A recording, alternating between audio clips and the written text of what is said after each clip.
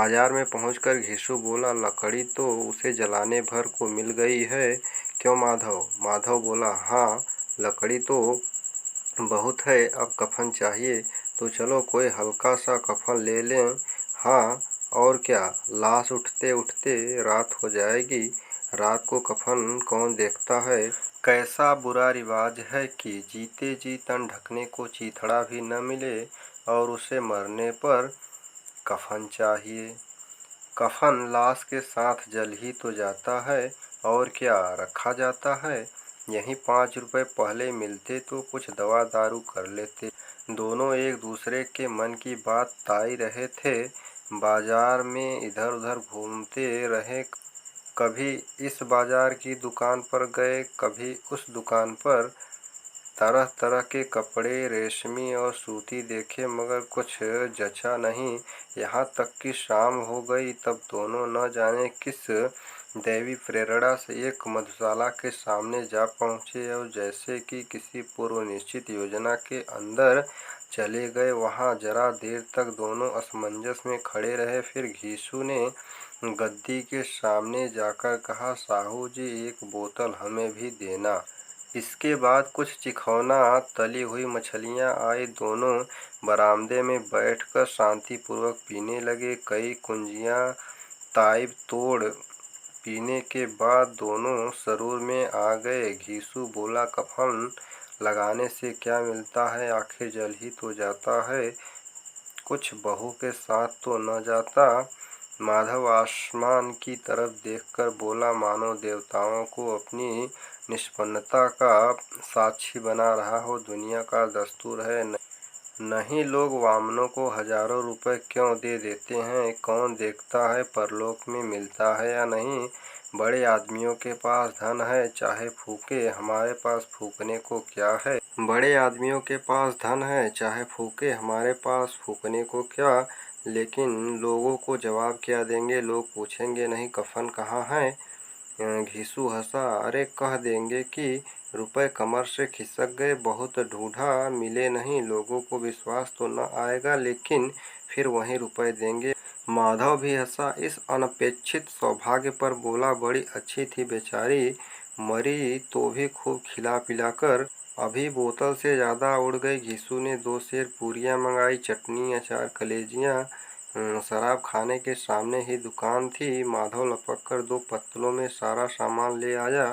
पूरा 1.5 रुपया और खर्च हो गया, सिर्फ थोड़े से पैसे बच रहे। दोनों इस वक्त शान से बैठे हुए पूरियां खा रहे थे, जैसे जंगल में कोई शेर अपना शिकार उड़ा रहा हो।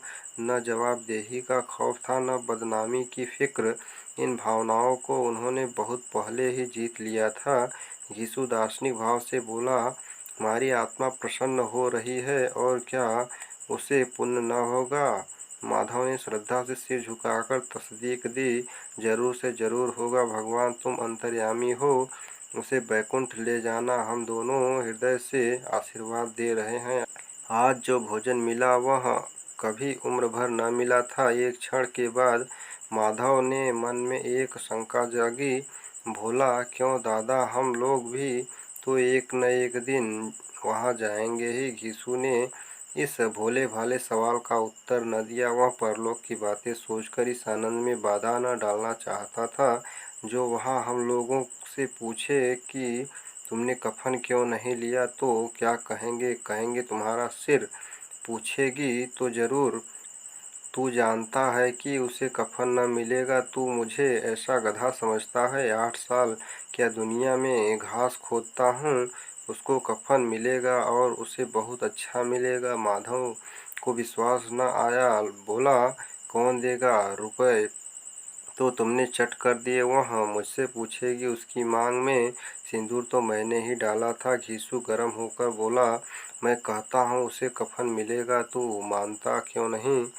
कौन देगा बताते क्यों नहीं? वही लोग देंगे जिन्होंने इस बार दिया है। अब की रुपए हमारे हाथ न आएंगे।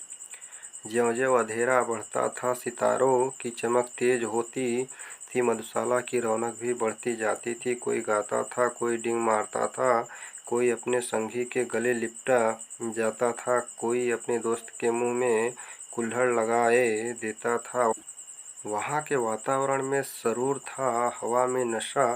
कितने तो यहाँ आकर एक चुल्लू में मस्त हो जाते, शराब से ज़्यादा वहाँ की हवा उन पर नशा करती थी।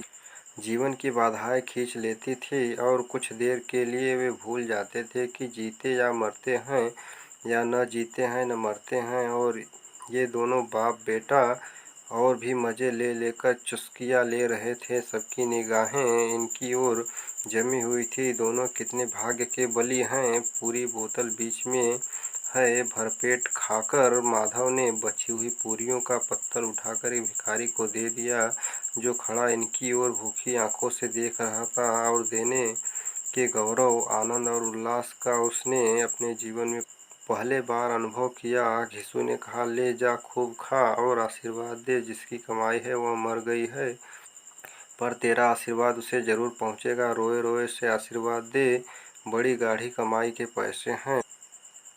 माधव ने फिर आसमान की तरफ देखकर कहा, वह बैकुंठ में जाएगी दादा, वह बैकुंठ की रानी बनेगी। घीसू खड़ा हो गया और जैसे उल्लास की लहरों में तैरता हुआ बोला, हाँ बेटा, बैकुंठ में जाएगी। किसी को सताया नहीं, किसी को दबाया नहीं।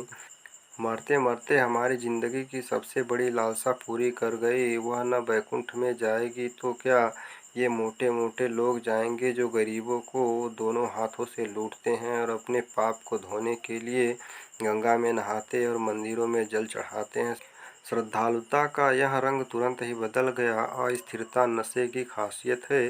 दुख और निराशा का दौरा हुआ। माधव बोला, मगर दादा, बेचारी ने जिंदगी में बड़ा दुख भोगा, कितनी दुख झेलकर मरी।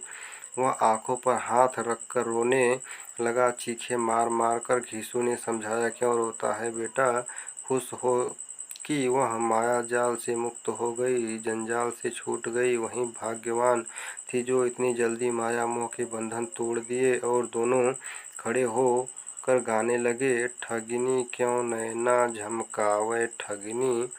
पियक्कड़ों की आंखें इनकी ओर लगी हुई थी और ये दोनों अपने दिल में मस्त गाते जाते थे। फिर दोनों नाचने लगे, उछले भी, कूदे भी, गिरे भी, मटके भी, भाव भी बनाए, अभिनय भी किए और आखिर नशे से बदमस्त होकर वहीं गिर पड़े। तो दोस्तों, आज के इतना ही। मिलते हैं अगली वीडियो में। जय हिंद।